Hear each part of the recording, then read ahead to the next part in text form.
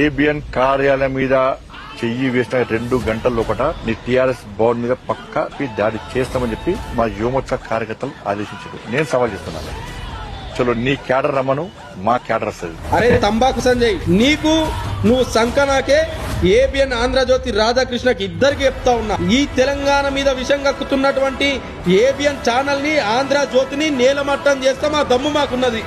మీకు నిజంగా దమ్ముంటే బీఆర్ఎస్ భవన్ మీద చేతేయండి, బీఆర్ఎస్ భవన్ గేట్ మీద చేతేయండి చూస్తారే. ఒప్పుకోరా? మా చంద్రబాబు నాయుడు సంఖ మా నరేంద్ర మోడీ నాకుతున్నాడు కాబట్టి వానికి వత్తాసు పలికే ఏబిఎన్ రాధాకృష్ణ సంఖ కూడా మేము నాకుతామని చెప్పి ఓపెన్ గా ఒప్పుకో. అంతేగాని మా కార్యకర్తలు బీఆర్ఎస్ భవన్ మీద వేయండిరా, బీఆర్ఎస్ భవన్ మీద చేతేయండిరా. తట్టుకుంటారా మీరు మమ్మల్ని?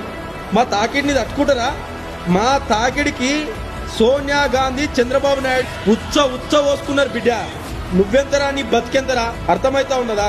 తెలంగాణకి 6 సంవత్సరాలుగా మంత్రిగా ఉన్నావు, బీజేపీ పార్టీ తరఫున ఎంపీగా ఉన్నావు. ఒక మెడికల్ కాలేజ్ తీసుకొచ్చింది లేదు, ఒక యూనివర్సిటీ తీసుకొచ్చింది లేదు. ఈ తెలంగాణకి పీకింది ఏం లేదు. అరే మా ఘనత ముందు మీరెంతరా? రాష్ట్రాన్ని సాధించిన వాళ్ళంరా మేము. మా చరిత్ర గురించి మీకేం తెలుసు? మా తాకిడిని నువ్వు దాటుకోలేవు. అర్థమైతా ఉన్నదా?